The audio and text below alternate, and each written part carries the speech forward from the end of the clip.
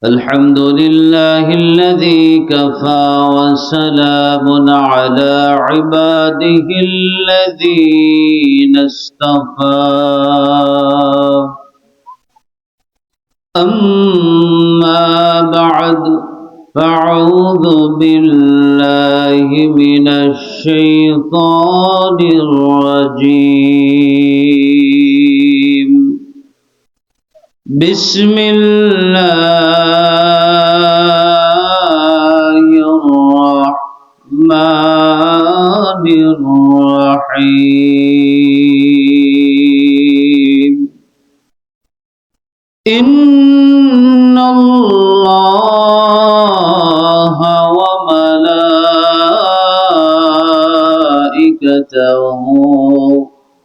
يصلون على النبي يا أيها الذين آمنوا صلوا عليه وسلموا تسليما اللهم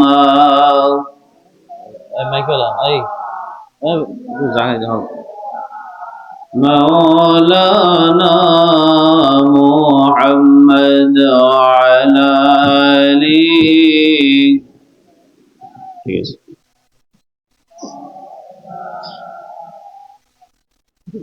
জোরে জোরে পড়ে দৌড়ো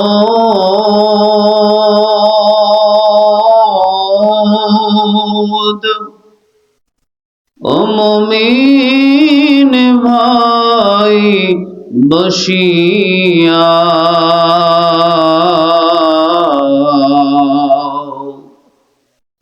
আমাদের দরদ শোনেন নবীজি রওজা পাকে শুইয়া আল্লাহুম্মা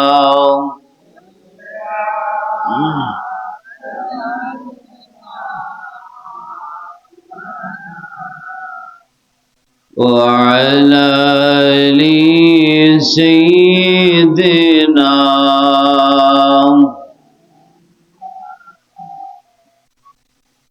يا صاحب الجمال ويا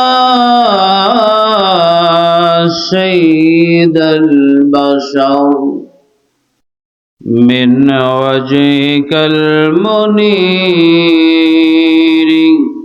لقد نور القمر بلغ العلا كشف الدجى بجماله حسنت جميع خصاله صلوا عليه وآله الصلاة والسلام عليك يا رسول الله الصلاة والسلام عليك يا حبيب الله الصلاة والسلام عليك يا شافع المذنبين الصلاة والسلام عليك يا رحمة للعالمين একটু জিকির করি লা ইলাহা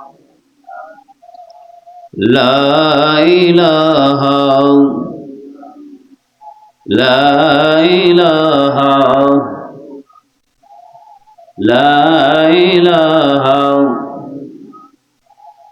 বহু দূরে মদিনা কেমনে যাব জানি না সবাই বলেন বহু দূরে মদিনা কেমনে যাব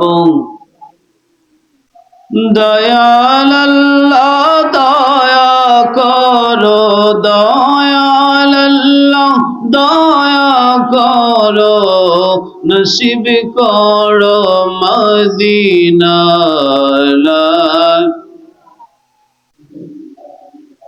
লা ইলাহা আল্লাহ তোমার এই ধরার মাঝে কত জানা অজানা সৃষ্টি আছে। আল্লাহ তোমার এই ধরার মাঝে কত জানা অজানা সৃষ্টি আছে। কেউ নেই তোমার ওই নাম জপে না, কেউ নেই তোমার ওই নাম জপে না, তোমার নামের তসবিহ জপে না। লা ইলাহা লা ইলাহা লা ইলাহা আল্লাহ আল্লাহ আল্লাহ লা ইলাহা আল্লাহ আল্লাহ আল্লাহ লা ইলাহা। মা আমিনা স্বপ্নে দেখেন গড়বে তাহার নূর। মা আমিনা স্বপ্নে দেখেন গড়বে তাহার নূর। সেই নূরেরই নাম রাখিলেন, সেই নূরেরই নাম রাখিলেন মুহাম্মদ রাসূল নবীজি। আল্লাহ আল্লাহ আল্লাহ লা আল্লাহ আল্লাহ আল্লাহ লা ইলাহা লা ইলাহা ইল্লাল্লাহ মুহাম্মাদুর রাসূলুল্লাহ সাল্লাল্লাহু আলাইহি ওয়াসাল্লাম। মুআজ্জাজ মুহতারাম ওয়াইজিবুল ইহতিরাম, আজকের মাহফিলে আমন্ত্রিত ওলামায়ে কেরাম, তালাবায়ে আযম, ফজলায়ে আযম, মাহফিল প্যান্ডেলে নিচে অনেকক্ষণ ধরে বসে আছেন আমার মুরব্বী বাবাজিরা, যুবক ভাইয়েরা, পর্দার অন্তরে আমার মা ও বোনেরা, মাইকের আওয়াজ যতদূর যাচ্ছে সকলকে আমি আবারও সালাম দিচ্ছি। আসসালামু আলাইকুম ওয়া রাহমাতুল্লাহি ওয়া বারাকাতুহু।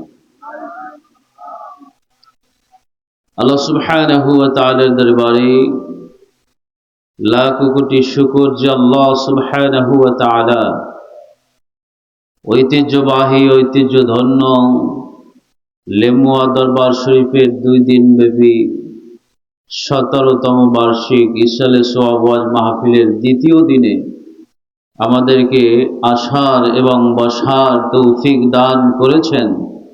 সে আল্লাহ সুবহানাহু ওয়া তাআলার দরবারে শুকরিয়া তান আদায় করে বলি আলহামদুলিল্লাহ।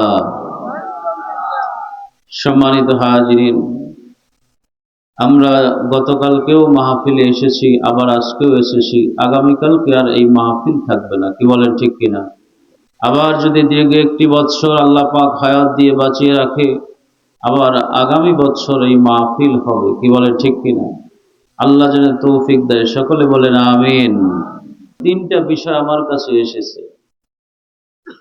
একটি বিষয় হযরত আইয়ুব আলাইহিস সালাতু ওয়াস সালামের জীবনী থেকে কিছু কথা বলার জন্য অনুরোধ করেছেন, বলছেন। তো আমি পবিত্র কোরআন থেকে আপনাদের সম্মুখে আলোচনা পেশ করার চেষ্টা করব ইনশাআল্লাহ।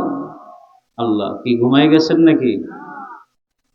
আল্লাহ সুবহানাহু ওয়া তাআলা আমাদেরকে যেন এতটুকু শক্তি দেয়, আমরা যেন আখিরি মোনাজাত পর্যন্ত ওয়াজ নসিহত শুনে আখিরি মোনাজাত দিয়ে জীবনের গুনাহগুলি মাফ করে এখান থেকে যেন নিষ্পাপ হয়ে বাড়িতে যেতে পারি। আল্লাহ যেন তৌফিক দেয়, সকলে বলে আমিন। যা কিছু শুনবো যেন আমল করতে পারি, সকলে বলে আমিন। সম্মানিত হাজিরিন, আমি পবিত্র কোরআনুল কারীম থেকে আমি যে আয়াতগুলো তেলাওয়াত করব, এই আয়াত থেকে পবিত্র কোরআনুল কারীমের সূরা আনআম 84 নম্বর আয়াত, আল্লাহ সুবহানাহু ওয়া তাআলা বলেন, ওয়াহাবনা লাহু ইসহাক ওয়া ইয়াকুব কুল্লা হাদাইনা ওয়া নূহান হাদাইনা মিন ক্বাবল ওয়া মিন যুররিয়্যাতিহি দাউদ ওয়া সুলাইমান ওয়া আইয়ুবা ওয়া ইউসুফ ওয়া মূসা ওয়া হারুন ওয়া কাযালিকা নাজজিল মুহসিনিন। আল্লাহ সুবহানাহু ওয়া তাআলা বলেন, আমি তাকে দান করেছি। কাকে? আল্লাহ পাক বলতেছেন, আমি ইসহাক আলাইহিস সালাতু ওয়াস সালামকে, হযরতে ইয়াকুব আলাইহিস সালাতু ওয়াস সালামকে প্রত্যেককেই আমি পথ প্রদর্শন করেছি। কি করেছি? পথ প্রদর্শন করেছি। আল্লাহ সুবহানাহু ওয়া তাআলা এরপরে বলেন, তার সন্তানদের মধ্যে হযরতে দাউদ আলাইহিস সালাতু ওয়াস সালাম, হযরতে সুলাইমান আলাইহিস সালাতু ওয়াস সালাম, হযরতে আইয়ুব আলাইহিস সালাতু ওয়াস সালাম, হযরতে ইউসুফ আলাইহিস সালাতু ওয়াস সালাম, হযরতে মূসা আলাইহিস সালাতু ওয়াস সালাম এবং হযরতে হারুন আলাইহিস সালাতু ওয়াস সালাম। এমনিভাবে আমি যারা সৎকর্ম করে আমি তাদেরকে প্রতিদান দিয়ে থাকি। বলেন সুবহানাল্লাহ। এখানে পবিত্র কোরআনুল কারীমের মধ্যে হযরতে আইয়ুব আলাইহিস সালাতু ওয়াস সালাম এর কথা উল্লেখ করেছেন। যেহেতু আমি হযরতে আইয়ুব আলাইহিস সালাতু ওয়াস সালামের জীবনী থেকে কিছু কথা বলবো, এই জন্য কোরআন থেকে তার নাম যে আয়াতের মধ্যে আছে সেই আয়াতটি আপনাদের সামনে আমি পেশ করলাম। বাদশাহ আমুস এর পুত্র হযরতে আইয়ুব আলাইহিস সালাতু ওয়াস সালাম, তিনিও বাদশাহ ছিলেন। সুবহানাল্লাহ বলেন।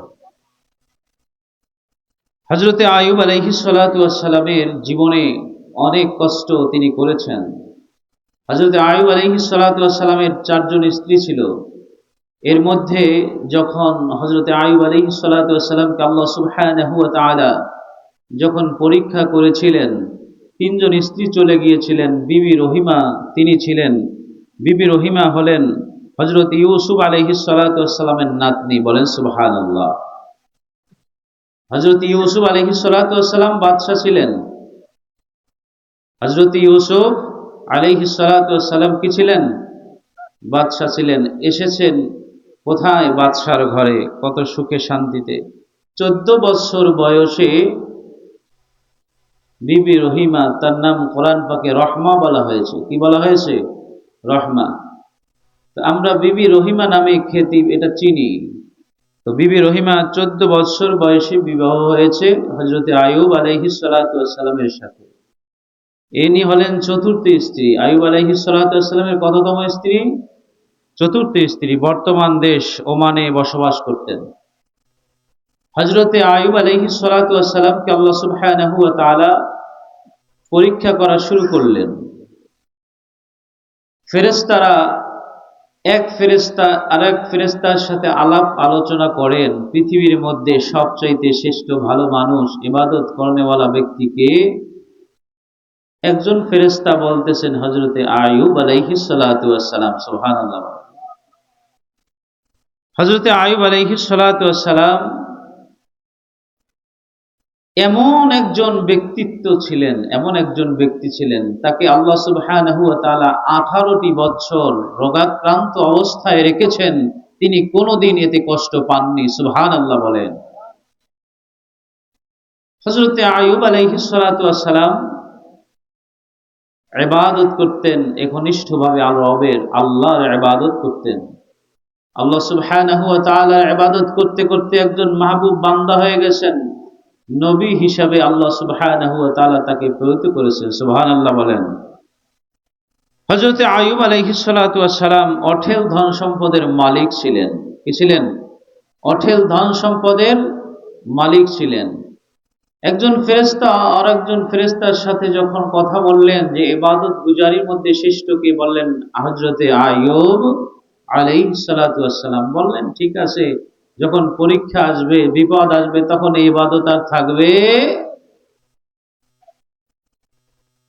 ভাইরা আমার, বন্ধুরা আমার, তাফসীরের কিতাবের মধ্যে লেখেন হযরতে আইয়ুব আলাইহিস সালাতু ওয়াস সালামকে নিয়ে যখন একজন ফেরেশতা আর একজন ফেরেশতার সাথে যখন কথা বলা শুরু করে দিলেন, বললেন যখন কোনো পরীক্ষা আসবে, পরীক্ষা আসলে পরে এই ইবাদত করতে পারবে না। এই কথোপকথন শুনে ফেললেন ইবলিস শয়তান। কি শুনলেন? ইবলিস শয়তান শুনে আল্লাহ সুবহানাহু ওয়া তাআলার কাছে বললেন, হে রব, আপনার পয়গম্বর হযরত আইয়ুব আলাইহিস সালাতু ওয়াস সালাম ইবাদত করে ইবাদতে শ্রেষ্ঠ। আমি তার সাথে এমন একটা খেলা খেলতে চাই, যেই খেলা খেললে পরে আপনার পয়গম্বর তার স্থানে ঠিক থাকতে পারবে না। এটা কার কথা? শয়তানের কথা। দেখবেন সমাজের মধ্যে যারা শয়তানি করে তারা ভালো মানুষ নয়, তারা এক প্রকার শয়তান মানুষ। কি বলেন ঠিক কিনা? শয়তানের কাজ হলো শয়তানি করা, কূটনীতি করা। কি বলেন ঠিক কিনা? ভাইরা আমার, বন্ধুরা আমার, হযরত আইয়ুব আলাইহিস সালাতু ওয়াস সালাম একনিষ্ঠভাবে আল্লাহর ইবাদত করলেন। শয়তান চ্যালেঞ্জ গ্রহণ করলেন, আমি আইয়ুবের সাথে এমন খেলা খেলবো, এমন কাজ করব, হযরত আইয়ুব আলাইহিস সালাতু ওয়াস সালাম আর আল্লাহর ইবাদত একনিষ্ঠভাবে করতে পারবে না। যদি আল্লাহ তৌফিক দেয় তাইলে তো পারবে। কি বলেন ঠিক কিনা? ভাইয়েরা আমার, বন্ধুরা আমার, কঠিন পরিস্থিতিতে পরীক্ষার সম্মুখীন হলেন হযরত আইয়ুব আলাইহিস সালাতু ওয়াস সালামকে। এমন পরীক্ষা শুরু করে দিলেন শয়তান। হযরত আইয়ুব আলাইহিস সালাতু ওয়াস সালামের যেই ভেড়া বকরি ছিল, যেই ছাগল ছিল, দুম্বা ছিল, এই সমস্ত কিছুর পালগুলো আগুন দিয়ে পুড়িয়ে দিলে। রাখাল এসে বললেন, হুজুর সব শেষ হয়ে গেছে। বললেন, যেই আল্লাহ দিয়েছে সেই আল্লাহ নিয়েছে, আমি অসন্তুষ্ট হই নাই, আলহামদুলিল্লাহ, সুবহানাল্লাহ। শয়তান এইবার হযরত আইয়ুব আলাইহিস সালাতু ওয়াস সালামের যেই ক্ষেত খামার ছিল, সেই ক্ষেত খামারগুলো, ফসলগুলো সব আগুন দিয়ে পুড়িয়ে দিলেন। কৃষকগণ এসে হযরত আইয়ুব আলাইহিস সালাতু ওয়াস সালামের কাছে বললেন, হুজুর,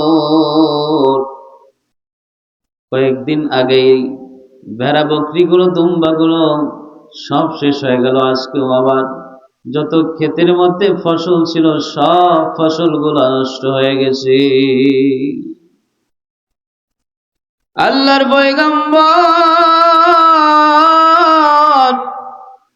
হযরত আইয়ুব আলাইহিস সালাতু ওয়াস সালাম এক মুহূর্তের জন্য বিচলিত হয় নাই, অধৈর্য হয় নাই।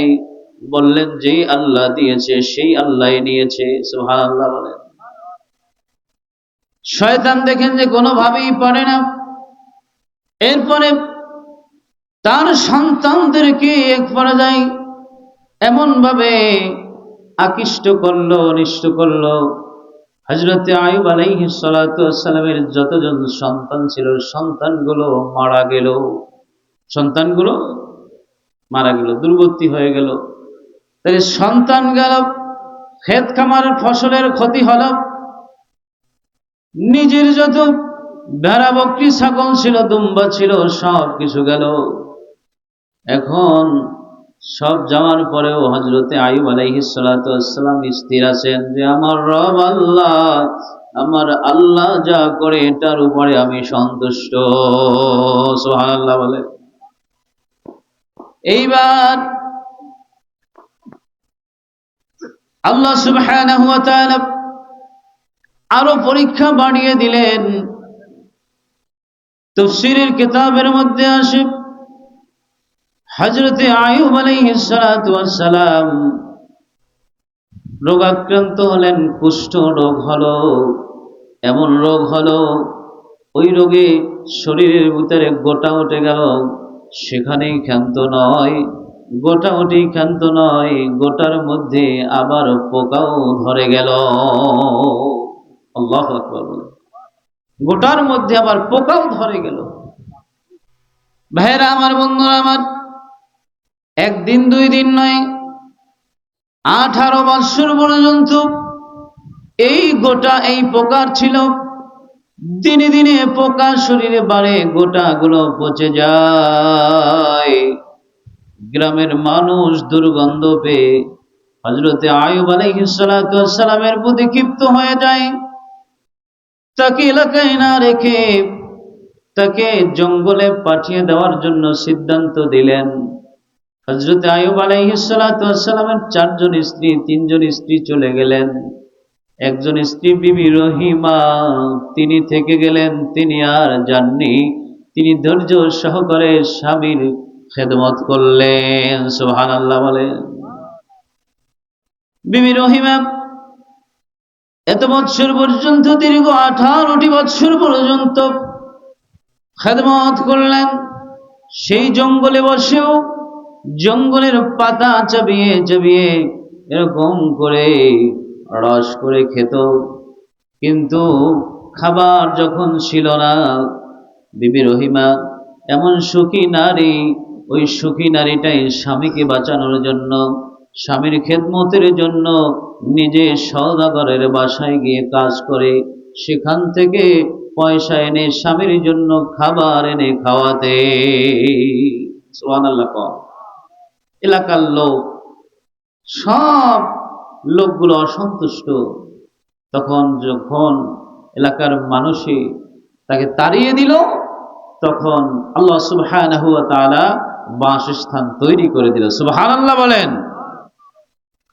ভাইয়েরা আমার, বন্ধুরা আমার, এরকম করে দীর্ঘ 18টি বৎসর পর্যন্ত যখন কেটে যায়, একটা নয়, দুইটা নয়, শরীরের মধ্যে হাজার হাজার পোকা। ওই পোকাগুলো যখন শরীরে খায়, হযরতে আইয়ুব আলাইহিস সালাতু ওয়াস সালাম যত যন্ত্রণা পান না কেন, ওই যন্ত্রণাকে যন্ত্রণা মনে করেন না।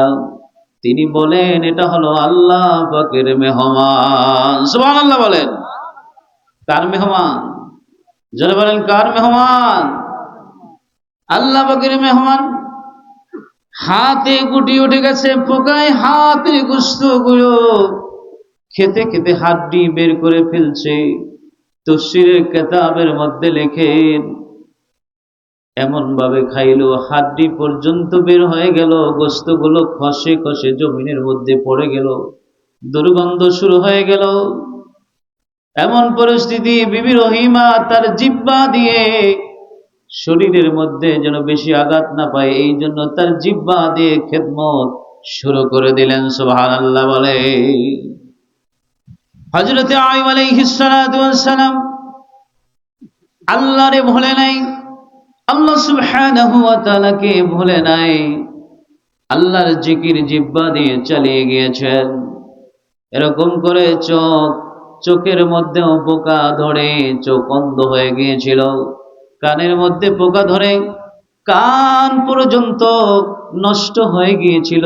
চোখেও কিছু দেখে না, কানেও কিছু শোনে না, শরীর দিয়ে কিছু করতেও পারে না। কিন্তু আমার আল্লাহকে আল্লাহ আল্লাহ জিহ্বা দিয়ে ডাকতেছে। বলেন সুবহানাল্লাহ। কারে ডাকতেছে? আল্লাহকে ডাকতেছে। আল্লাহকে ডাকলে এমন ভাবে ডাকতে হয় যেন জীবনের গুনাহগুলো মাফ হয়। কি বলেন ঠিক কি? এই জন্য কবি বলেন, আল্লাহকে ডাক, আল্লাহকে ডাক রে বান্দা, আল্লাহকে ডাক, আল্লাহকে ডাকলে হবে জীবনের গুনাহ মাফ। কি বলেন ঠিক কিনা? এই হযরত আইয়ুব আলাইহিস সালাতু ওয়াস সালাম শিখিয়ে দিয়েছেন, কত বিপদের মধ্যে থেকেও আল্লাহকে ডাকা যায়। আমাদেরকে যখন আল্লাহ পাক একটু বিপদ দেয়, ওয়ালানাবলুওয়ান্নাকুম বিশাইইম মিনাল খাউফি ওয়াল জু'i ওয়া নাকসিম মিনাল আমওয়ালি ওয়াল আনফুসি ওয়াত থামারাত। আল্লাহ রাব্বুল আলামিন বলেন, আমি মানুষদেরকে আমি ভয় দিয়া, আমি মানুষদেরকে ক্ষুধা দিয়া, আমি মানুষদের মাল নষ্ট করে, ক্ষেত খামারের ফসল আদি নষ্ট করে আমি আল্লাহ সুবহানাহু ওয়া তাআলা মানুষদেরকে পরীক্ষা করব। সুবহানাল্লাহ বলেন। আল্লাহ বলেন এই পরীক্ষা সহ্য করে যে মানুষটি এই পরীক্ষা দিয়ে উত্তীর্ণ হতে পারবে ওই মানুষটা অবশ্যই সাবিরিন, সফল কাম হয়ে যাবে। সুবহানাল্লাহ। শ্রেষ্ঠ সফলতা অর্জন করবে ওই ব্যক্তি। কিন্তু আপনি আমি ঘরে অধৈর্য, বাহিরে অধৈর্য, বাজারে অধৈর্য, কাজকর্ম করবেন, কাজের মধ্যে অধৈর্য, ধৈর্য আপনার আমার মধ্যে নাই। কি বলেন ঠিক কিনা? কি আছে? আছে ধৈর্য নাই, অধৈর্য। দেখবেন সব কাজে অধৈর্য। কি কথা সত্য না মিথ্যা? হাল চাষ করতে গেছে, তাড়াতাড়ি হাঁটো, গরু পিডায়, অধৈর্য কিনা? হাল চাষ করতে গেছে, গরু পিটাইয়া তাড়াতাড়ি হাঁটান লাগবে। বাজার করতে গেছে, তাড়াতাড়ি বাজার করা লাগবে। বাজার শেষ, অন্য কাজ করা লাগবে। ও কাজ শেষ, অন্য করা লাগবে। অধৈর্য। কি বলেন ঠিক কিনা? হযরত আইয়ুব আলাইহিস সালাতু ওয়াস সালামের জীবনী থেকে ধৈর্য শিখে না। ভয় আসবে, অধৈর্য হওয়া যাবে।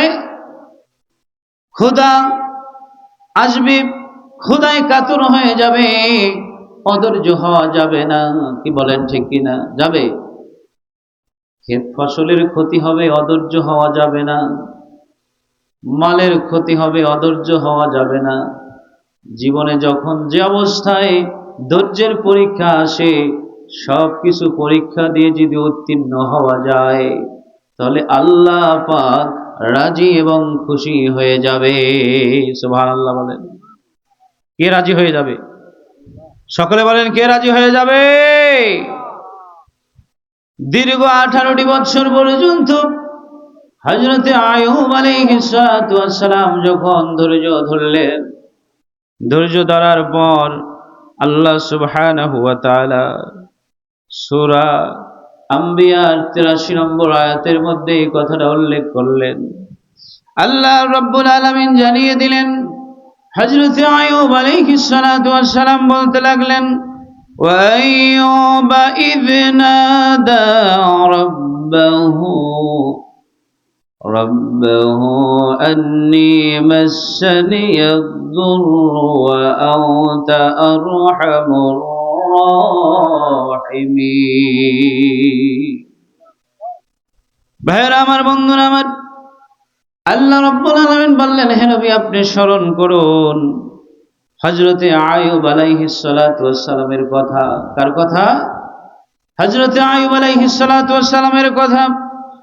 যখন তিনি তার পালনকর্তাকে আহ্বান করলেন, ডাকলেন, এমনি ভাবে বলছিলেন, আমি দুঃখ কষ্টে পতিত, আমি দুঃখ এবং কষ্টের মধ্যে পতিত হয়েছি। হে আমার রব, আপনি দয়াবানদের চাইতেও শ্রেষ্ঠ দয়াবান। আপনি আমার প্রতি রহমতের নজরে একটু তাকান। সুবহানাল্লাহ। আল্লাহ রাব্বুল আলামিন জানিয়ে দিলেন, ফাস্তাজাবনা লাহু ফাকাশাফনা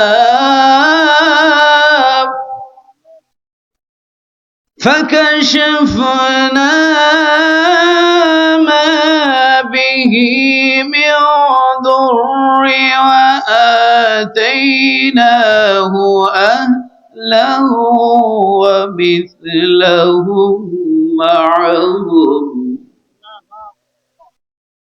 ومثلهم معهم رحمة من عندنا وذكرى للعالمين। অথবা আল্লাহ বলতেছেন, আমি তার আহ্বানে সাড়া দিলাম। সুবহানাল্লাহ বলেন। কার ডাকে সাড়া দিলেন? আল্লাহ সাড়া দিলেন হযরতে আইয়ুব আলাইহিস সালাতু ওয়াস সালামের। হযরতে আইয়ুব বললেন, হে রব, আমি দুঃখে কষ্টে পতিত হয়েছি, আপনি দয়াবানদের শ্রেষ্ঠ দয়াবান।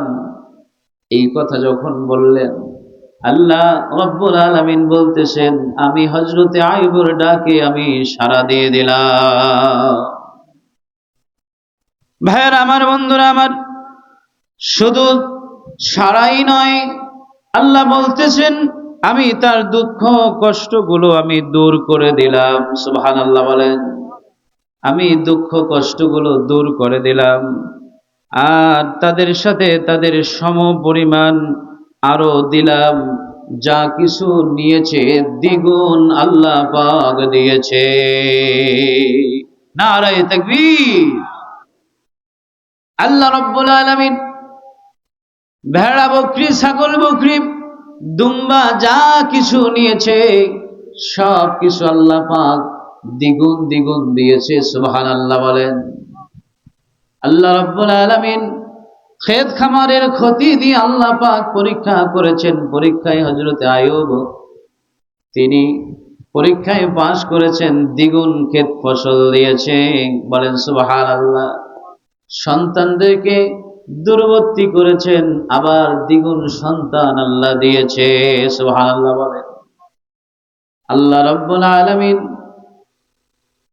তাকে এমন একজন স্ত্রী দিয়েছিলেন, যে স্ত্রী বিবি রহিমার ধৈর্যের কারণে আল্লাহ সুবহানাহু ওয়া তাআলা তাকে আবার সব কিছু ফিরিয়ে দিলেন। সুবহানাল্লাহ।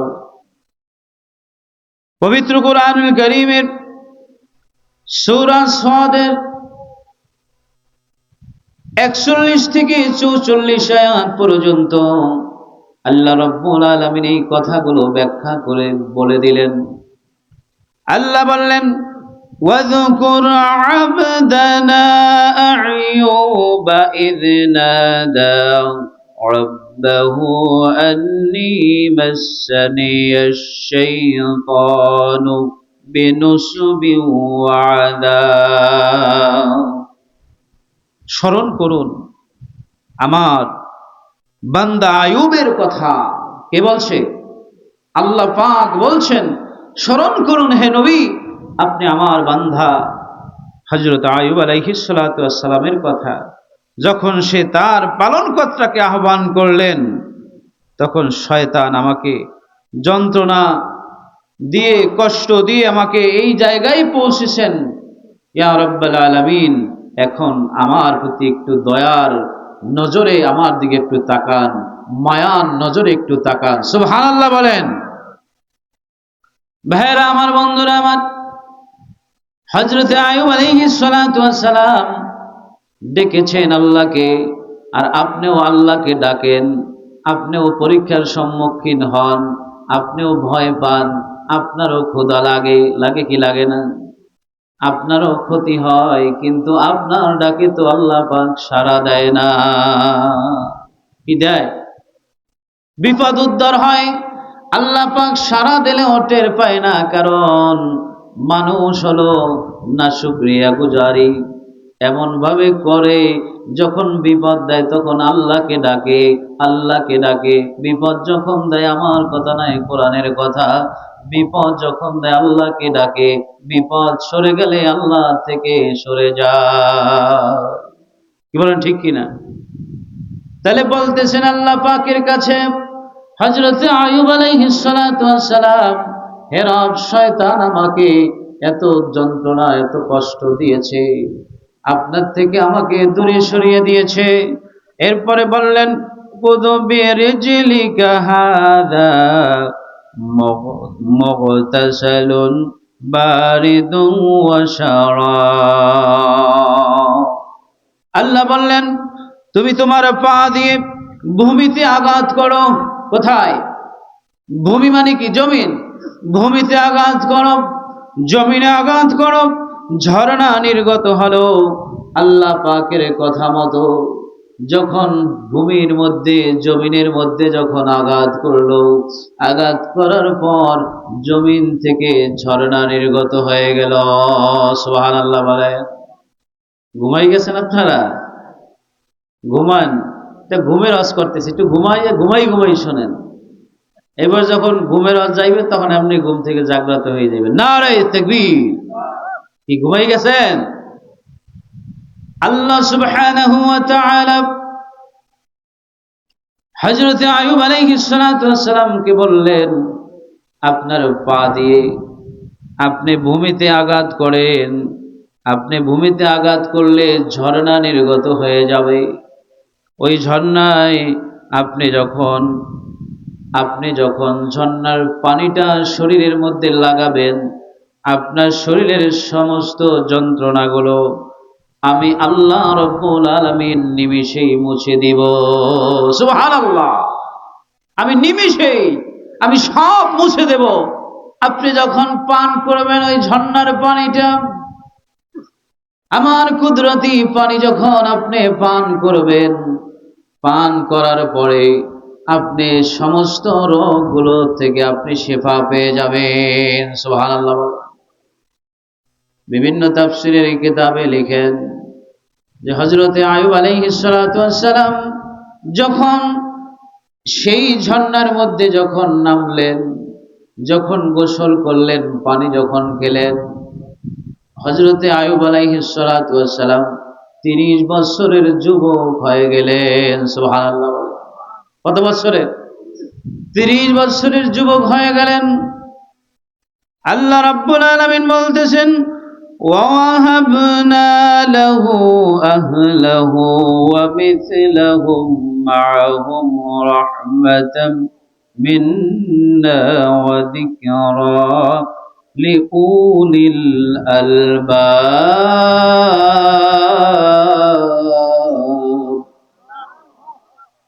বললেন আমি তাকে দিলাম তার পরিজন বর্গ। সুবহানাল্লাহ বলেন।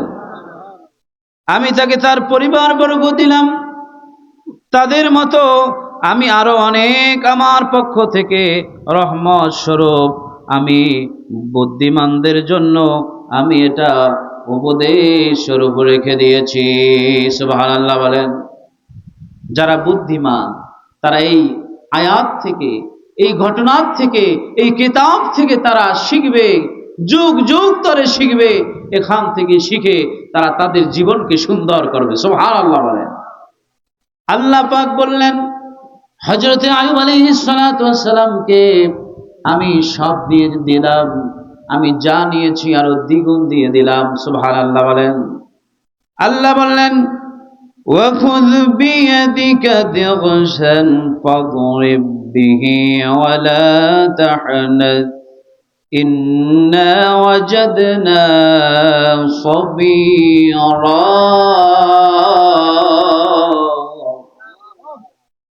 نِعْمَ الْعَبْدُ إِنَّهُ أَوَّابٌ। আল্লাহ পাক বলতেছেন তুমি তোমার হাতে এক মুঠো ত্রিশলা নাও।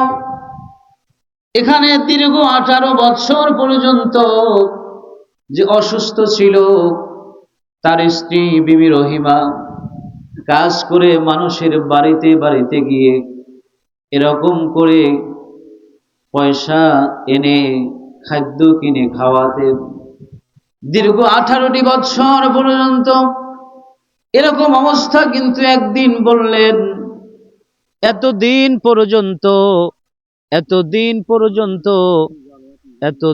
পর্যন্ত আমরা এরকম দুঃখ কষ্টের মধ্যে আছি, দুঃখ কষ্টের মধ্যে থাকার পরেও আল্লাহ সুবহানাহু ওয়া তাআলার রহমত কি আমাদের প্রতি নাজিল হবে না?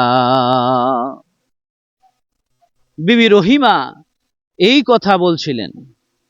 বিবি রহিমা এতদিন পরে এই কথা যখন বললেন, দীর্ঘ 18টি বছরের মধ্যে একবার মাত্র বললেন এতদিন পর্যন্ত আমরা এত কষ্ট করলাম, আপনার শরীরের এই অবস্থা।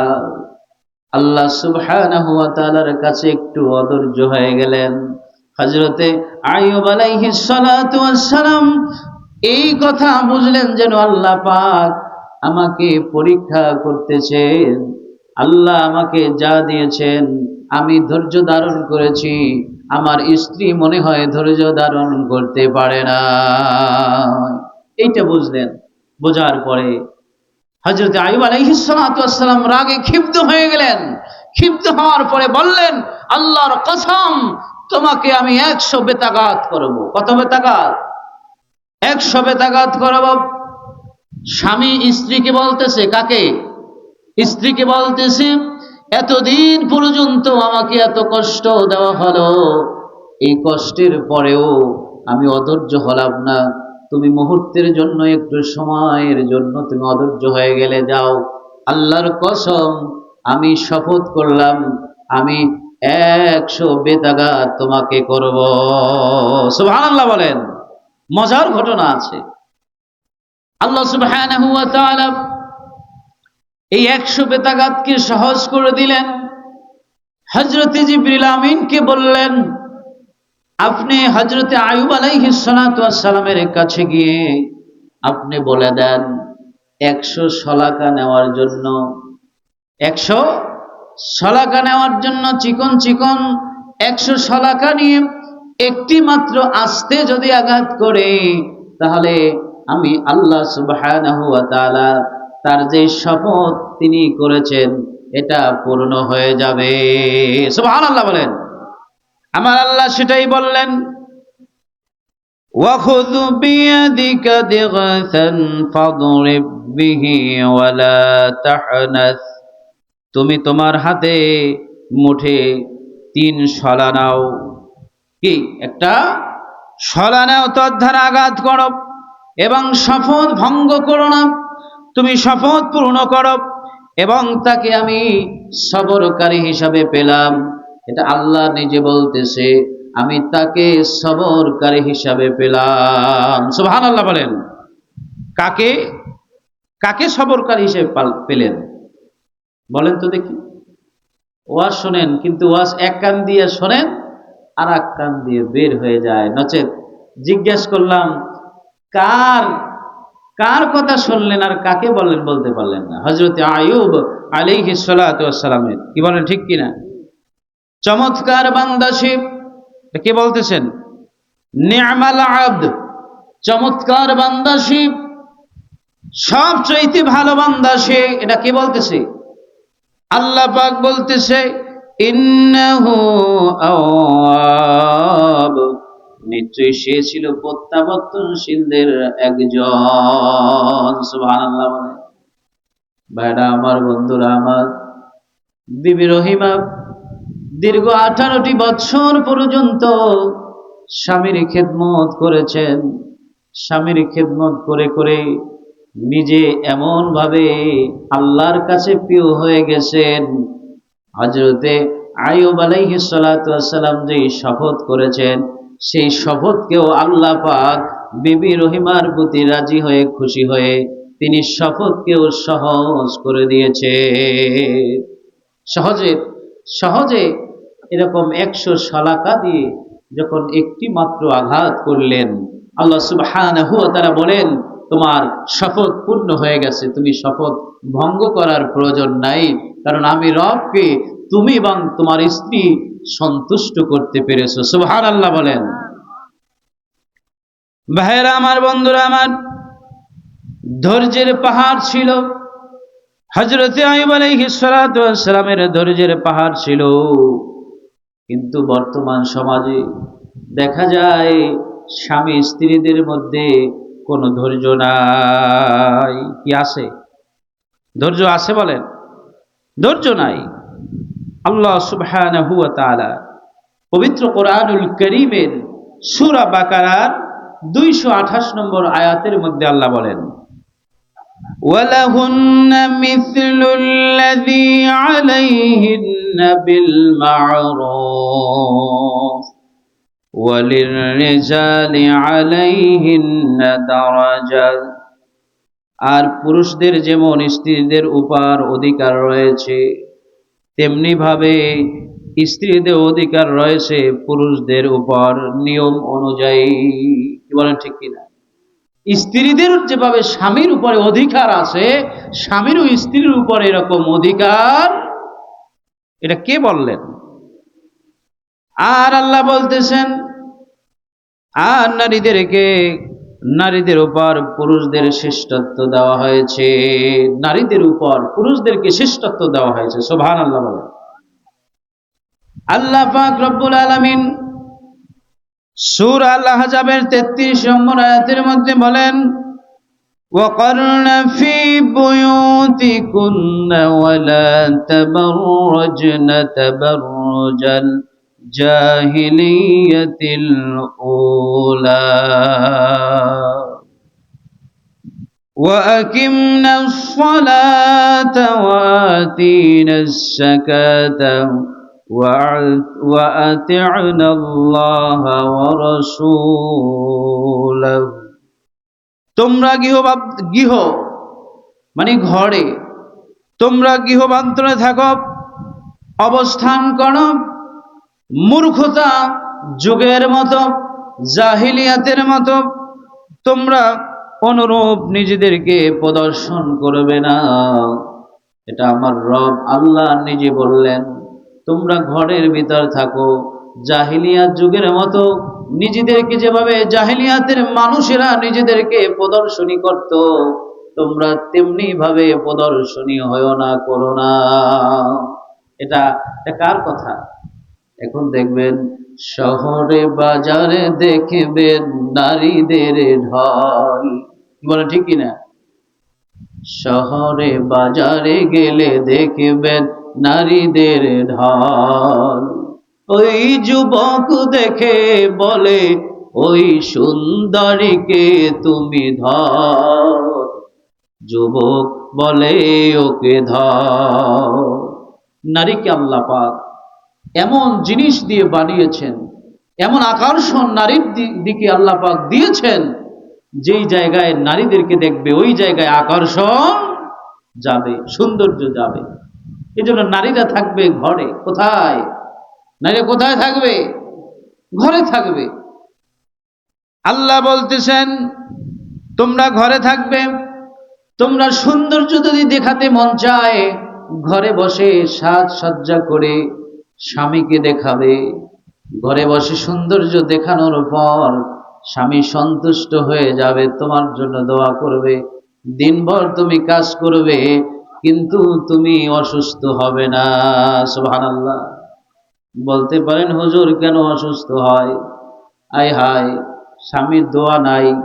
আপনি 100 ঘর তালাশ করবেন, 100 নয় ধরেন 1000 তালাশ করবেন, 1000 ঘরের মধ্যে দেখবেন স্বামী স্ত্রীর প্রতি সন্তুষ্ট নয়। বলেন ঠিক কিনা? এমন কোন ঘর নাই যেই জায়গায় স্বামী অসন্তুষ্ট নয় স্ত্রীর প্রতি। ভাইরা আমার, বন্ধুরা আমার, তাহলে আল্লাহ পাক বললেন তোমরা ঘরে থাকবে, নামাজ কায়েম করবে, যাকাত যদি ফরজ হয় যাকাত দিবে, এরপরে আল্লাহ এবং আল্লাহ রসুলের অনুগত্য করবে।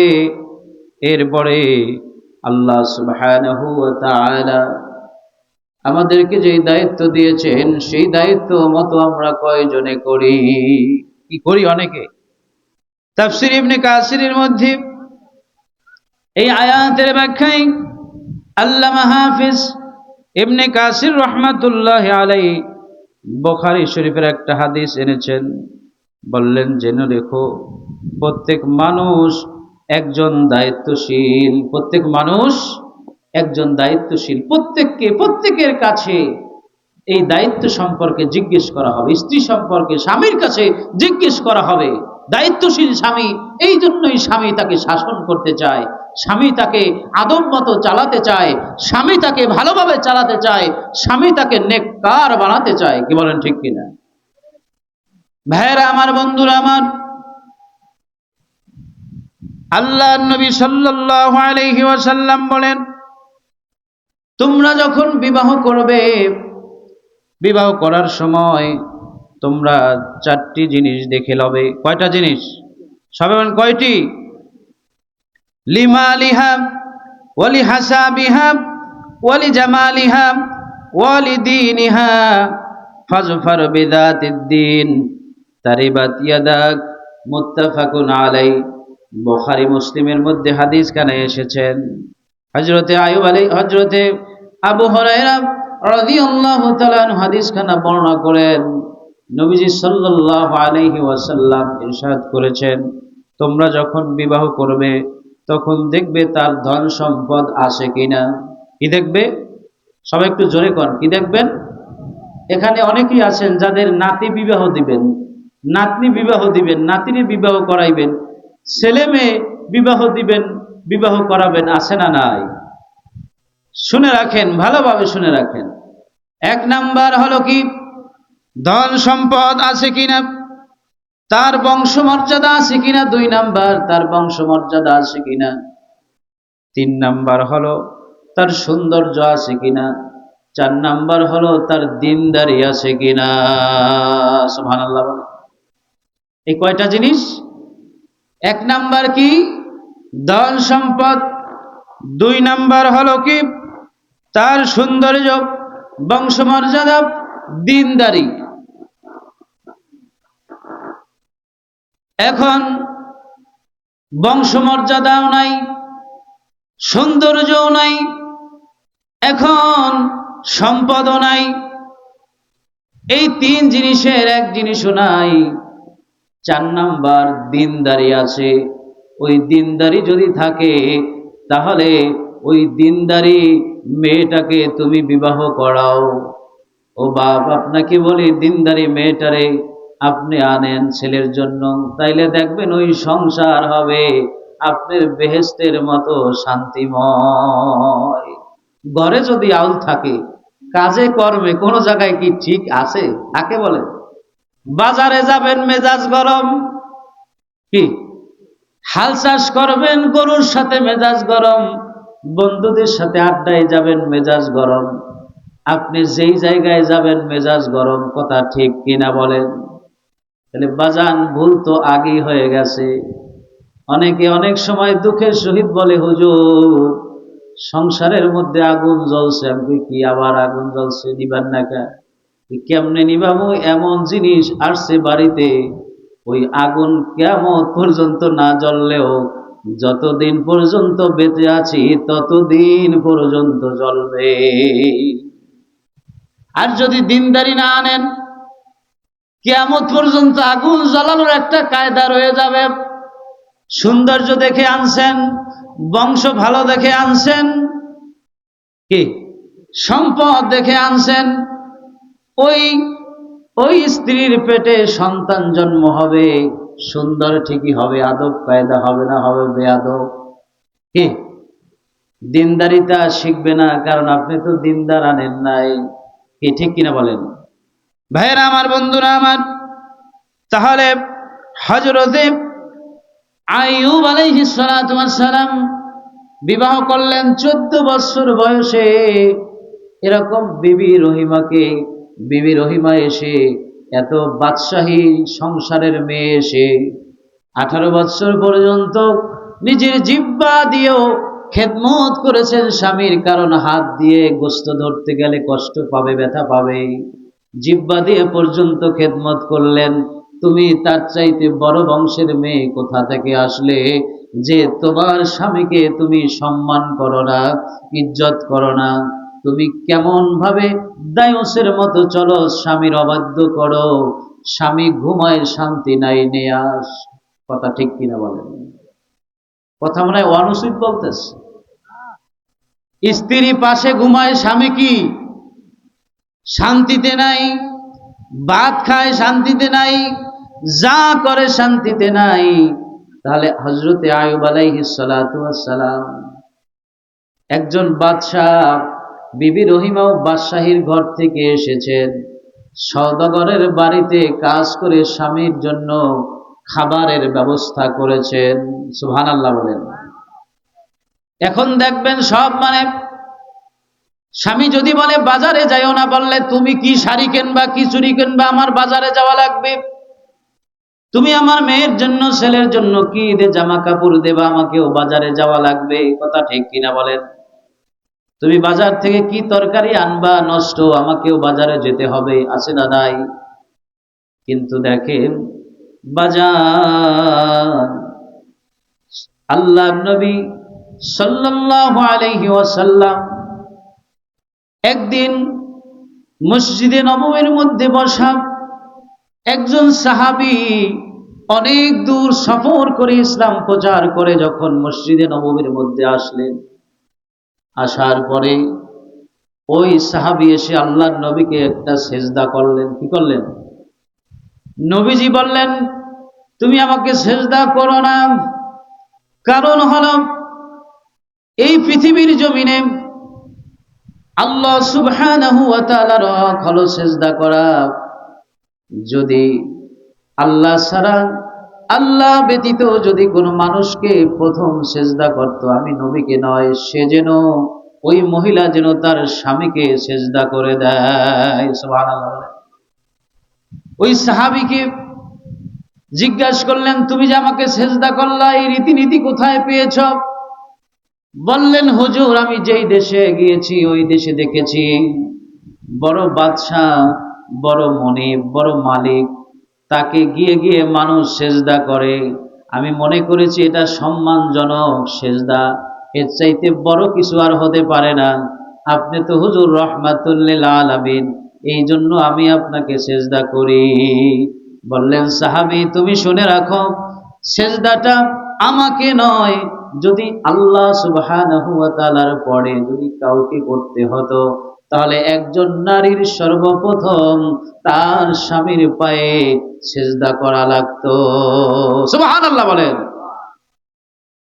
ভাইরা আমার, বন্ধুরা আমার, আল্লাহ পাক বলেছিলেন হযরতে আদম আলাইহিস সালাতু ওয়াস সালামকে, ইবলিসকে বললেন যে সেজদা করার জন্য, আদমকে সেজদা করার জন্য। ইবলিস যুক্তি দিলেন, আদম হলো মাটির তৈরি, মাটি যদি উপরের দিকেও রাখা হয় মাটি নিচে পড়ে যাবে।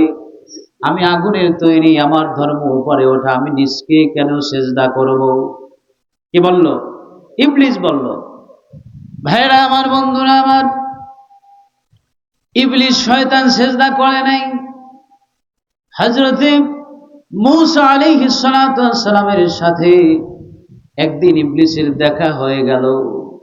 বলল, হে মূসা, আমি তওবা করতে চাই, আল্লাহর কাছে আপনি কথা বলেন, আল্লাহর সাথে আপনি কথা বলেন, আপনি একটু আল্লাহর সাথে বলবেন, আমি ইবলিস, আমি তওবা করতে চাই। কি করতে চাই? তওবা করতে চাই। আল্লাহ পাক বললেন, হযরতে আদম আলাইহিস সালাতু ওয়াস সালামের কবর এখনো আছে, ওই কবরে গিয়ে যদি একটা মাত্র সেজদা করে দেয়, আমি আল্লাহ সুবহানাহু ওয়া তাআলা ইবলিসের প্রতি রাজি হয়ে যাব, খুশি হয়ে যাব, তার তওবা কবুল করে নিব। তাইলে বাজার, ইবলিস এই কথা শোনার পরে বললেন, তা হবে না। আমি বলি, মেয়েজাত ইবলিস শয়তানের মতো যারা খারাপ তারা, ভালোরা না। আবার ভালো আছে, ঘরে ঢুকলে স্ত্রী সালাম দেয়, স্বামী সালাম দেওয়ার আগেই, আছে না নাই? ঘরে ঢুকলে পানি এনে দেয়, জুতা জোড়া খুলে দেয়, শৈলের জামাটা খুলে দেয়, স্বামীর খেদমত করে, স্বামীর পছন্দ মতো খাবার তৈরি করে, স্বামীকে খাওয়ায়া দেয়, এরকম স্ত্রী আছে না না? ওই ঘরটা বাজান দুনিয়ার জান্নাত হইয়া যায়। পৃথিবীর মধ্যে টাকা না থাকুক, পয়সা না থাকুক, বড় বিল্ডিং না থাকুক, ঘরে কুড়ে ঘরে থাকলেও ওই ঘরটা জান্নাতের মতো শান্তিময় হয়ে যায়। কি বল, ঠিক কিনা? কিন্তু যেইটা দিনদার না, যেইটা বেদিন, যেটার মধ্যে কোনো দিন নাই, যিনি আল্লাহর হুকুম মানে না, যিনি নবীর সুন্নাহ মতো চলতে চায় না, তিনি কেমনে স্বামীকে মানবে? ওটা ইবলিসের চাইতেও খারাপ হয়ে যায়। কথা কোন ঠিক কিনা?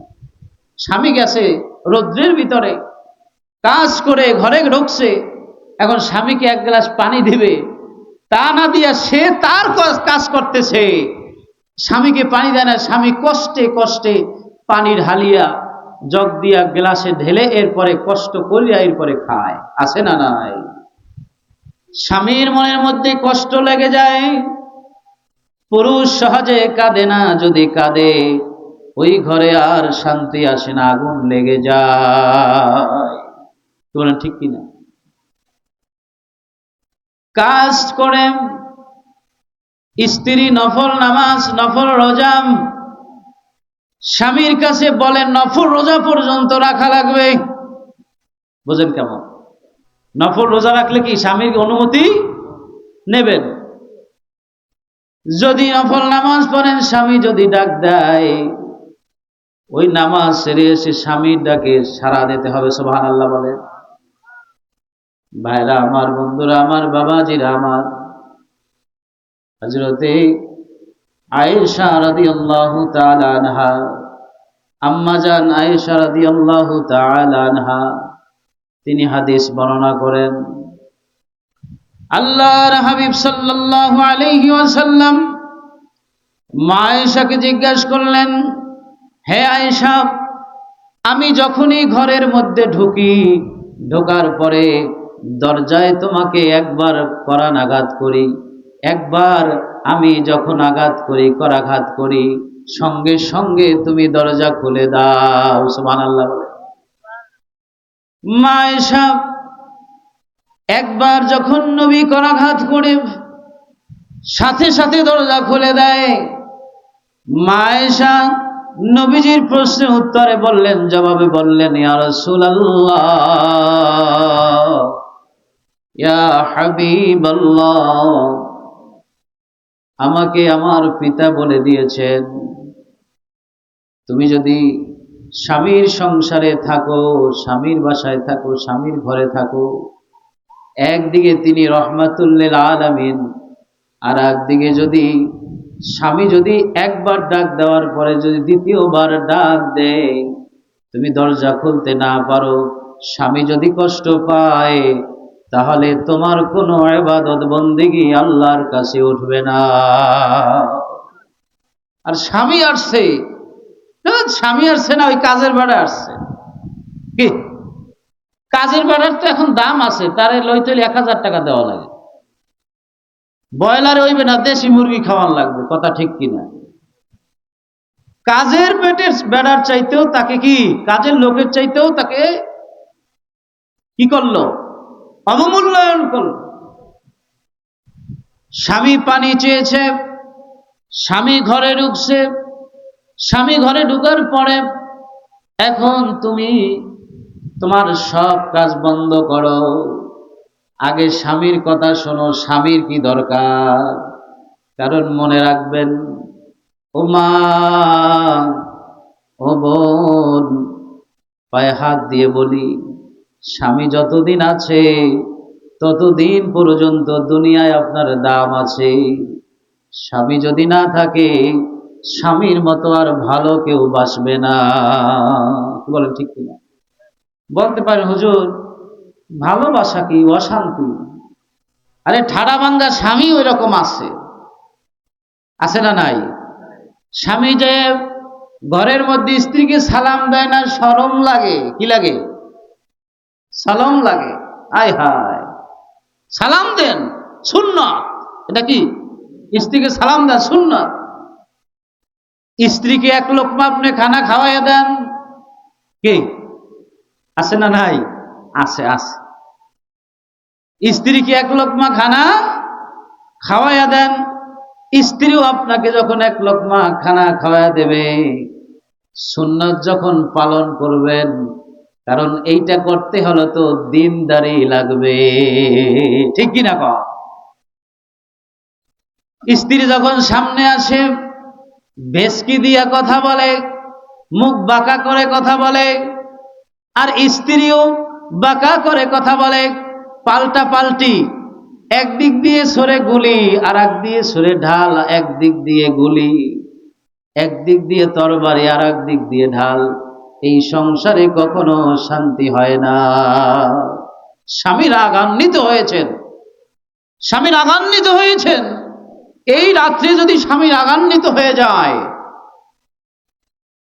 আল্লাহর নবী বলেন, স্ত্রী যদি দূরে সরে যায়, স্বামীকে যদি সন্তুষ্ট করতে না পারে, একটি রাত, মাত্র একটি রাত, এই একটি রাতে যদি স্বামীকে সন্তুষ্ট করতে না পারে, কারণ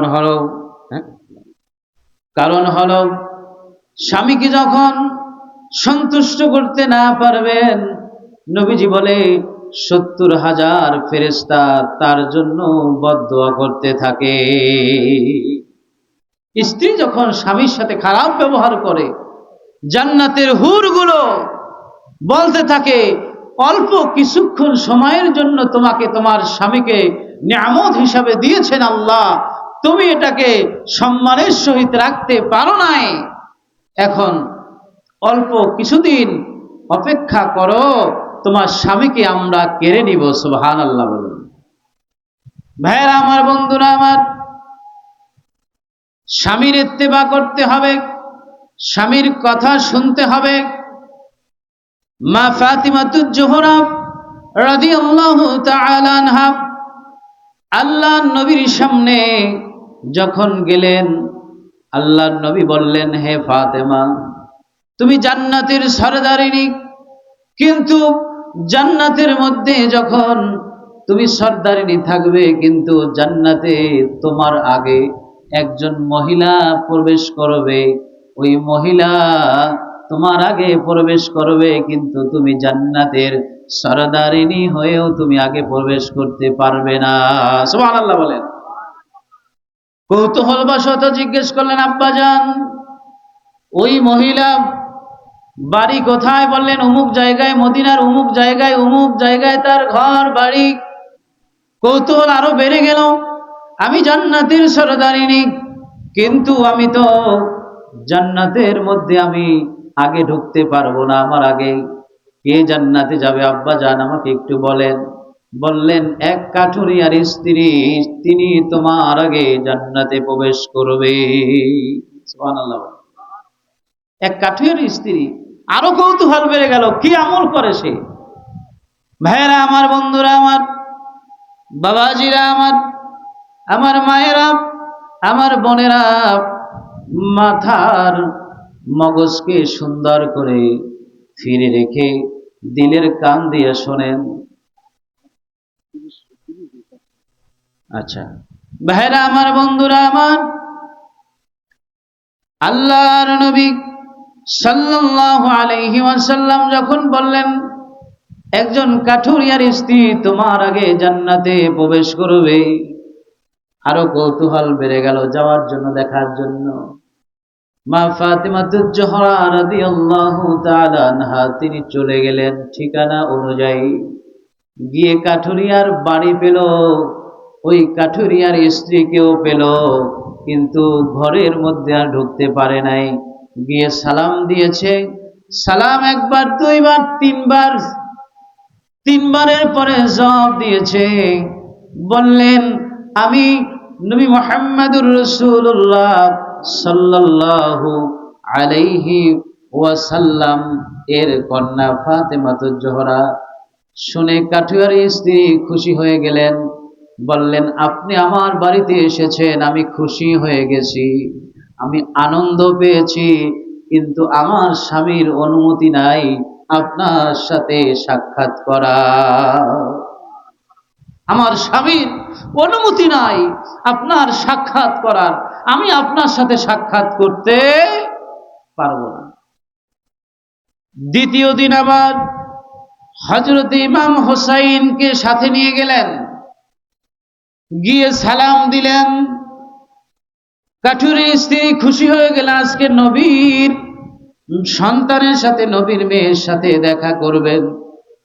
এরপরে বললেন, কাঠুরিয়ার স্ত্রী, আপনার সাথে কে আছে? বললেন, আমার সন্তান আছে। ইমাম হুসাইন রাদিয়াল্লাহু তাআলা আনহু, আমার ছোট্ট সন্তানটা আমার সাথে নিয়ে আসছি। বললেন, বেয়াদবি মাফ করবেন, আমারও ইচ্ছা আপনাকে দেখতে চাই, কিন্তু আপনার অনুমতি পেয়েছি, আপনার সন্তানদের অনুমতি আমি পাই না। সুবহানাল্লাহ বলেন। ভাইরা আমার, বন্ধুরা আমার, মা ফাতিমাতুজ জোহরা রাদিয়াল্লাহু তাআলা আনহা আবার বাড়িতে ফিরে আসলেন, বাসায় ফিরে আসলেন। তৃতীয় দিন আবার গেলেন, কাঠুরিয়ার স্ত্রীকে সালাম দিলেন, সালামের জবাব দিয়ে আনন্দের সহিত দরজা খুলে দিলেন। কারণ কাঠুরিয়ার স্ত্রী কাঠুরিয়ার কাছে যখন বললেন, মা ফাতিমাতুজ জোহরা রাদিয়াল্লাহু তাআলা আনহা নবীজির একমাত্র কন্যা, নবীজির কন্যা ফাতিমাতুজ জোহরা এসেছে আমার সাথে তার সন্তানদেরকেও দেখা করার জন্য নিয়ে আসছে। খুশি হইয়া অনুমতি দিয়া দিছে, আজকে দরজা খুলছে, নইলে দরজা খোলে না। সুবহানাল্লাহ বলেন। এই যুগের মেয়েরা পাশের বাড়ির থেকে দেবর ডাক দেয়, ভাবি আসেননি? কথা ঠিক নেবে ঠিক, ভাবি আসেননি? ওরে অমুকের জি আসেননি? কি কয় কি কয় না? আপনি যে তারে ডাক দিলেন তার সাথে দেখা দেওয়া জায়েজ না না জায়েজ, এইটা আপনি আগে বসতে হবে। কি ঠিক কিনা বলেন? ভাইরা আমার, বন্ধুরা আমার, কাঠুরিয়ার স্ত্রীর সাথে দেখা হয়ে গেল। এইবার খেজুর দিয়ে পানি দিয়ে আপ্যায়ন করলেন।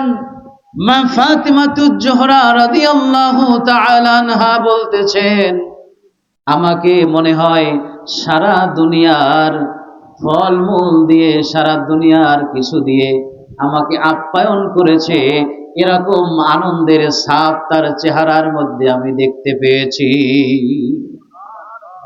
পানি আর খেজুর দিয়ে আপ্যায়ন করেছে, কিন্তু মা ফাতিমাতুজ জোহরা রাদিয়াল্লাহু তাআলা আনহা বললেন, আমি দেখতে পেলাম তার চেহারার মধ্যে এত আনন্দ, এত হাসি খুশি আমি দেখতে পেলাম। আমার মনে হয় আমাকে সারা দুনিয়া দিয়া আমাকে ভরপুর দিয়ে আমাকে আমাকে আপ্যায়ন করেছে, মেহমানদারি করিয়েছে। সুবহানাল্লাহ বলেন। মেহমানদারির শেষে আমি জিজ্ঞেস করলাম, জান্নাতের সরদারিনী আমি হব, আমার পিতা আমাকে বলছেন, কিন্তু আমি জান্নাতের মধ্যে আগে ঢুকতে পারবো না, কাঠুরিয়ার স্ত্রী আপনার পরে আমাকে ঢুকতে হবে। আপনি কি আমল করেন আমাকে একটু বলেন। সুবহানাল্লাহ বললেন, আমি কি আমল করি আপনি ইতিমধ্যে বুঝতে পেরেছেন। সুবহানাল্লাহ বলেন। কারণ আমি স্বামী, আমার স্বামীর অনুমতি ব্যতীত আমি কোনো কাজ করি না। সুবহানাল্লাহ। আজকালকার মেয়েরা, মায়েরা, বোনেরা স্বামীর অনুমতি লাগে না, মন চায় বাজারে যায়, মন চায় পাশের বাড়ির ভাবির কাছে, চাচির কাছে যায়, তিনজনে বৈশা বৈশা এমন সুন্দর গোল আলাপ করে, গোল আলাপ মানে যা নাই তাও দিয়া কিবা শেখায় দিয়া ভরিয়া দেয়। তোমার থ্রি পিস এইবার কত, তোমার শাড়ি এইবার কত, তোমার কাপড় এইবার কত। এক বাড়ির মানুষ এরকম করে 200 টাকার শাড়ি দিছে, কিন্তু পাশের বাড়ির ভাবি তো 1000 টাকার শাড়ি। কিন্তু দেখেন ওই 200 টাকার শাড়িওয়ালা যখন পাশের বাড়িতে যাইবে, 1000 টাকার শাড়ি পরার ইচ্ছা তার জাগবে কি জাগবে না? স্বামীর অনুমতির বাহিরে তুমি গেলাম, 1000 টাকার শাড়ি তুমি দেখলাম, এই আল্লাহর হুকুম তুমি অমান্য করলা, স্বামীর হুকুম অমান্য করলা, অশান্তি শুরু হয়ে গেছে। পরের দিন বলে, পাশের বাড়ির ভাবির 1000 টাকার থ্রি পিস শাড়ি কালকে কোথা থেকে দেবেন জানি না, আমাকে 1200 টাকার থ্রি পিস লাগবে। কথা ঠিক নেবে ঠিক, বোঝেন তো কথা? বাস্তব ওয়াজ, বাস্তব। অশান্তি শুরু হয়ে গেছে, পাশের বাড়ি গেছে, অশান্তি শুরু হয়ে গেছে। ভাইরা আমার, বন্ধুরা আমার, এই বাংলা ওয়াজগুলো আমি করার ইচ্ছা ছিল না, কিন্তু বাংলা ওয়াজ করার জন্য আমাকে অনেকজনে অনুরোধ করেছেন, এই জন্য আমি করলাম। আমার কথা হলো, সব কিছু কোরআন এবং হাদিস দিয়ে, কিন্তু আমি যা বলছি এটাও কোরআন হাদিস। এইবার কাঠুরি স্ত্রীর কাছে মা ফাতিমাতুজ জোহরা রাদিয়াল্লাহু তাআলা আনহা জিজ্ঞেস করলেন, আপনি কি আমল করেন? আপনি কি আমল করেন? কোন আমল আপনাকে জান্নাতি করে দিবে? এবং আমার আগে আপনি জান্নাতে প্রবেশ করবেন। বললেন, আমি আমার স্বামীর হুকুম মতো চলি, স্বামীর ইত্তেবা আমি করি, স্বামী যা বলে তা আমি তাই শুনি। মা ফাতিমাতুজ জোহরা রাদিয়াল্লাহু তাআলা আনহা বলতেছেন, আমি দেখলাম কাঠুরিয়ার ঘর, কুঁড়ে ঘর, অনেক ভালো ঘর তেমন না, পাশে কাঠ। বললেন, আমার স্বামী কাঠ কাটে, বাজারে যায়, বাজার থেকে কাঠ বিক্রি করে আমাকে পরিশ্রম করে আমাকে খাওয়ায়, আমাকে খাওয়ানোর পরে আমাকে যা দেয় আমি এতেই তুষ্ট থাকি, সন্তুষ্ট থাকি। সুবহানাল্লাহ বলেন। যা দেয় আমার স্বামী এতেই আমি সন্তুষ্ট থাকি। আর আমার বাসার মধ্যে একটা রশি রাখি, এই দেখেন রশি, এই দেখেন লাঠি। আমার স্বামীর কাছে আমি প্রতিদিন বলি, হে আমার প্রাণের স্বামী, যদি আমার কোনো ভুল হয়ে থাকে, এই নেন রশি আর এই নেন লাঠি, আমাকে মারেন, তারপরেও আমার প্রতি আপনি সন্তুষ্ট থাকেন। কারণ আপনি যদি আমার প্রতি সন্তুষ্ট না থাকেন, তাহলে আমার কোনো আমল, আমার কোনো ইবাদত আল্লাহ পাকের দরবারে কবুল হবে না। কি বলেন, ঠিক কিনা? ভাইরা আমার, বন্ধুরা আমার, তাহলে এই রকম বর্তমান সময়ে, বর্তমান প্রেক্ষাপটে তাহলে আমাকে কিরকম করে চলতে হবে? ভাইকে বলবো, ভাই আপনিও আপনার স্ত্রীর সাথে ভালো ব্যবহার করেন, দিনদার দেখে বিয়ে করেন। স্ত্রীকে বলবো, আপনিও আপনার স্বামীর সাথে ভালো ব্যবহার করেন, আর আপনি সে যা বলে তাই শুনেন, দেখবেন ঘরের মধ্যে শান্তি আসবে। কি বলেন, ঠিক কিনা? এইটা করলেই শান্তি, এর বাহিরে শান্তি আসার কোনো সুযোগ নাই। হযরত মুআয রাদিয়াল্লাহু তাআলা আনহু যখন নবীজিকে সিজদাটা করেছিলেন, তখন নবীজি বললেন, আল্লাহ সুবহানাহু ওয়া তাআলার একমাত্র হক তাকে সিজদা করা। যদি আল্লাহর পরে কাউকে যদি সিজদা করা লাগতো, তাহলে প্রত্যেক স্ত্রী যেন তার স্বামীকে সিজদা করে। হুকুম নাই। এই জন্য তাহলে বাজান, কোন স্ত্রী যদি মারা যায়, এই অবস্থায় যদি তার স্বামী তার প্রতি সন্তুষ্ট থাকে, সেই স্ত্রী জান্নাতি হয়ে যাবে। সুবহানাল্লাহ বলেন। ভাইরা আমার, বন্ধুরা আমার, কোন স্ত্রী যদি 5 ওয়াক্ত নামাজ পড়ে, রমজানের রোজা রাখে, নিজের সতীত্বর দিকে যদি খেয়াল রাখে, হেফাজত রাখে, স্বামীর যদি অনুগত হয়ে যায়, স্বামীর মাল যদি হেফাজত রাখে, আল্লাহ পাকের 8টা জান্নাত তার জন্য খোলা। যেই জান্নাতের দরজা দিয়ে ইচ্ছা, সেই জান্নাতের দরজা দিয়ে জান্নাতের মধ্যে ঢুকে যাবে। ভাইরা আমার, বন্ধুরা আমার, রাসূলুল্লাহ সাল্লাল্লাহু আলাইহি ওয়াসাল্লাম এর কাছে একজন সাহাবিয়া এলেন, মহিলা সাহাবিয়া আসলেন। রাসূলুল্লাহ সাল্লাল্লাহু আলাইহি ওয়াসাল্লামের কাছে এসে মহিলা সাহাবিয়া বললেন, ইয়া রাসূলুল্লাহ, ইয়া হাবিবাল্লাহ, আমি তো যুদ্ধ করতে চাই, যুদ্ধ যেতে চাই, আমি তো হজ করতে চাই, আমি তো উমরা করতে চাই, আমি তো দান সাদাকা করতে চাই, আমি তো আরো বড় বড় আমল করতে চাই, আমি তো আপনার সাথে যুদ্ধে যেতে চাই। নবীজি সাল্লাল্লাহু আলাইহি ওয়াসাল্লাম জিজ্ঞাসা করলেন, তোমার কি স্বামী আসেনি? বললেন, ইয়া রাসূলুল্লাহ, আমার তো স্বামী আছে। বললেন, যাও গিয়ে স্বামীর অনুগত হয়ে যাও, স্বামীর খেদমত করো। জিহাদে যাওয়ার চাইতে হজে যাওয়ার চাইতেও বেশি সওয়াব পেয়ে যাবে।